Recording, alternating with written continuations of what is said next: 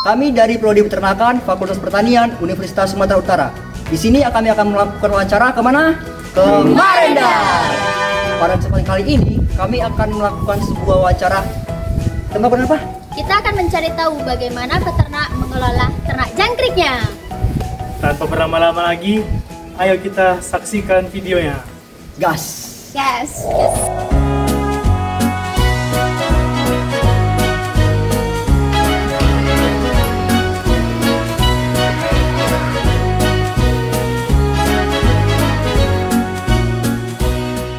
Awal mulai usaha peternak jangkrik Pak Sudarto pada tahun 2014, di mana sekarang sudah berjalan selama 11 tahun.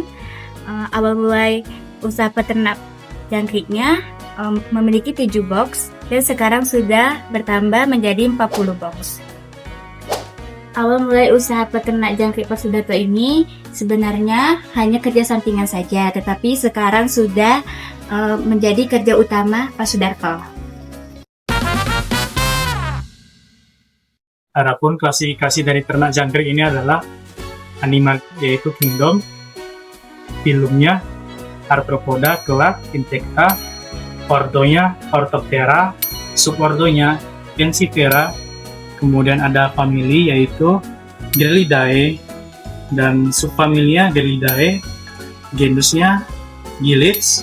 Adapun spesies dari jangkrik ini bermacam-macam, mulai dari Gryllus bimaculatus atau jangkrik cendawang, jangkrik madu atau Gryllus assimilis, dan lain sebagainya. Adapun ternak jangkrik dari Pak Sudarto ini adalah jangkrik madu.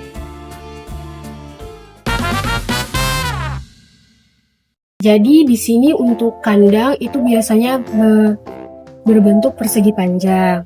Nah, di sini ada 2 jenis kandang. Yang pertama ada ukuran yang besar, yaitu sekitar 2,4 meter dikali 1,2 meter. Nah, sedangkan yang kecil itu berukuran 1,7 meter dikali 0,6 meter. Adapun bahan yang digunakan di dalam kandang ini itu ada kayu, lalu ada triplek. Triplek ini sebagai dinding, lalu ada jaring. Ini berfungsi agar jangkrik itu tidak diburu oleh hewan-hewan seperti misalnya tikus maupun cicak. Nah, di dalam kandang yang dinding tadi itu dilapisi oleh semen. Hal ini bertujuan agar kandang ini tetap terjaga atau bertahan lama begitu. Nah, untuk di atasnya itu dilapisi lakban. Nah, lakban ini bertujuan agar jangkrik itu tidak naik ke atas. Adapun di dalam kandang, telurnya itu disimpan dengan menggunakan media pasir. Nah, untuk kandangnya yang sendiri itu dibuat atau diproduksi oleh Bapak Sudarto, yang dimana dapat memakan modal sekitar 350 sampai 400 ribu per kandang. Nah, untuk kandang ini kan diberikan penyangga 4, yang dimana penyangga itu diberi juga oli, yang dimana oli ini berfungsi agar semut-semut itu tidak masuk ke dalam kandang jangkrik ini. Nah, untuk populasi jangkrik dalam satu kandang itu dapat mencapai sekitar 10 sampai 12 kg. Kandang ini juga dapat digunakan berulang kali.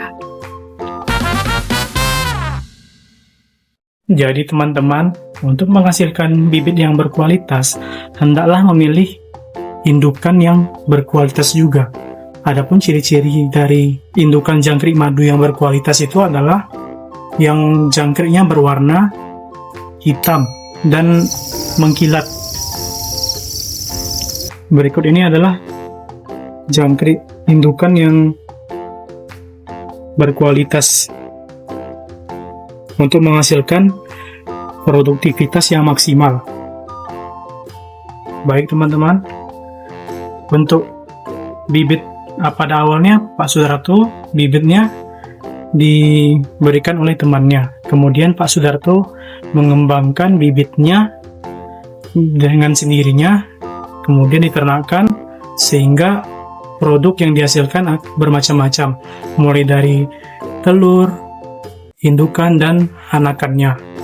Untuk perbedaan dari jangkrik betina dan jangkrik jantan itu meliputi 3 macam. Yang pertama itu adalah jangkrik betina itu tidak mengeluarkan suara mengerik.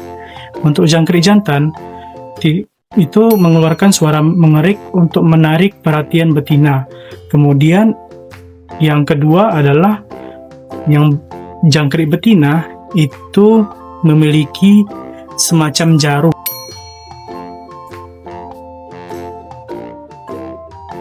Itu tuh disebut sebagai ovipositor, sementara yang jangkrik jantan tidak memilikinya. Kemudian untuk ukuran jangkrik jantan lebih kecil daripada jangkrik betina. Hal itu dikarenakan jangkrik betina itu memiliki kapasitas yang lebih besar untuk menyimpan telur, sementara jangkrik jantan tidak menyimpan telur. Nah, ini adalah box tempat indukan. Di sini, untuk tempat menetasnya telur atau peletakan telur disediakan media pasir sebanyak 3 buah. Pasir yang digunakan harus lembab. Pasir-pasir ini medianya akan dipanen selama 1 hari sekali dan diletakkan ke dalam box penyimpanan selama 10 hari. Setelah 10 hari, telur akan disaring, diayak untuk memisahkan antara telur dan juga pasir. Ini adalah tempat penyimpanan telur jangkrik selama 10 hari. Ini ada minggu pertama, minggu kedua, dan seterusnya. Setelah telur tadi berumur 10 hari, maka akan disaring dan telur akan diberikan kepada setiap media sebanyak 2 ons.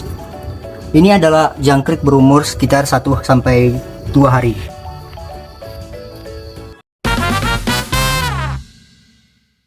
Berdasarkan hasil wawancara dengan Bapak Sudarto, pola pemberian pakan dilakukan sebanyak 2 kali sehari, yaitu pada pagi hari dan pada sore hari.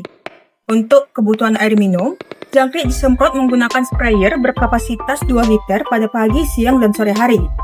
Jenis pakan yang diberikan antara jangkrik kecil atau anakan dengan jangkrik dewasa sangat berbeda. Untuk jangkrik kecil atau jangkrik anakan diberikan pakan dengan tekstur yang lebih halus dan porsi yang lebih sedikit, sementara jangkrik dewasa diberikan pakan dengan porsi yang lebih banyak, walaupun jenis pakan yang diberikan itu sama. Untuk anakan, jenis pakan utama yang diberikan yaitu pur ayam, yang dapat mencapai sekitar 2 ons per kandang, dilengkapi dengan hijauan seperti daun singkong muda agar lebih mudah dikonsumsi, yang jumlah daunnya disesuaikan untuk setiap kandang. Sementara jangkrik dewasa, pemberian pur ayam dapat mencapai sekitar 1 kg untuk setiap kandang besar yang dilengkapi dengan hijauan seperti daun singkong atau daun pisang yang porsinya lebih banyak daripada jangkrik kecil. Secara keseluruhan, pakan pur ayam yang diberikan dapat mencapai sekitar 200 kg per bulannya. Sementara pakan tambahan seperti hijauan, yaitu daun singkong atau daun pisang dan pelepah pisang, yang sebagian besar didapat Pak Sudarto dari kebun milik rekannya. Kandungan nutrisi pada daun singkong dan kandungan nutrisi pada pur. Berikut ini data dari standar nutrisi yang cocok untuk jangkrik. Bisa kita simpulkan bahwa daun singkong dan pur sudah cukup baik untuk nutrisi jangkrik. Protein dan lemak sudah mencukupi, namun kurangnya serat terlalu tinggi dari daun singkong dan fosfor pada pur terlalu rendah. Nah, untuk pengendalian penyakit, di peternakan Pak Sudarto tidak ada penyakit khusus yang menyerang jangkriknya. Namun seperti musiman saja, dan itu dapat mengurangi produksi populasinya setengah. Yang tadinya 12 kilo menjadi 6 kilo. Dan di peternakan jangkrik Pak Sudarto tidak pernah terjadi matinya jangkrik dalam satu kota. Hanya saja turun produksinya pernah bisa terjadi setengah dari populasinya.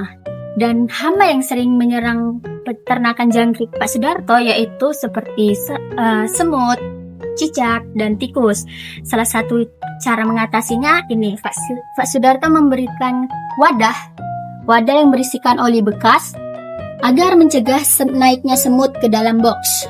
Nah, untuk mengatasi masuknya cicak dan tikus, Pak Sudarto memberikan penutup yang terbuat dari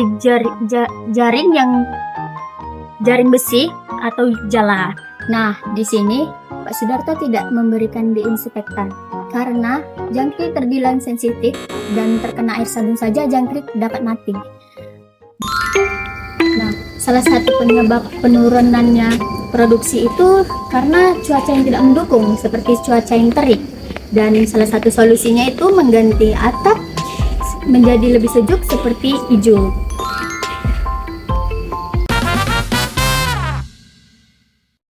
Pada proses panen, biasanya menggunakan kotak Indomie atau kotak aqua, serta menggunakan corong untuk memasukkan jangkrik ke dalam kotak.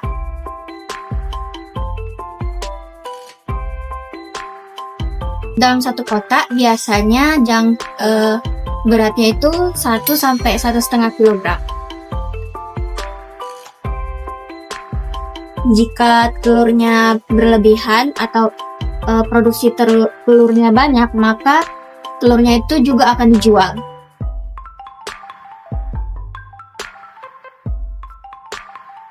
Panen dilakukan sekitar 35 sampai 40 hari.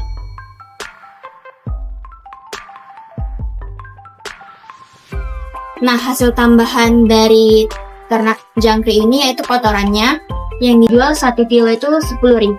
Usaha Bapak ini enggak fokus ke telurnya karena hanya berfokus pada pembesaran jangkriknya saja. Pemasaran dilakukan oleh agen-agen yang merupakan pelanggan dari usaha ternaknya Pak Sudarto, dan juga Pak Sudarto membuka pembelian secara langsung ke rumahnya.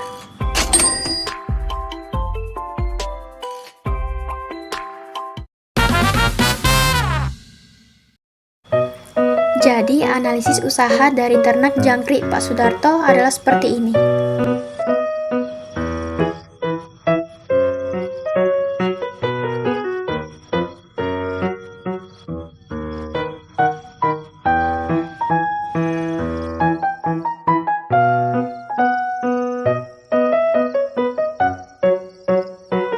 Sekian dari kami.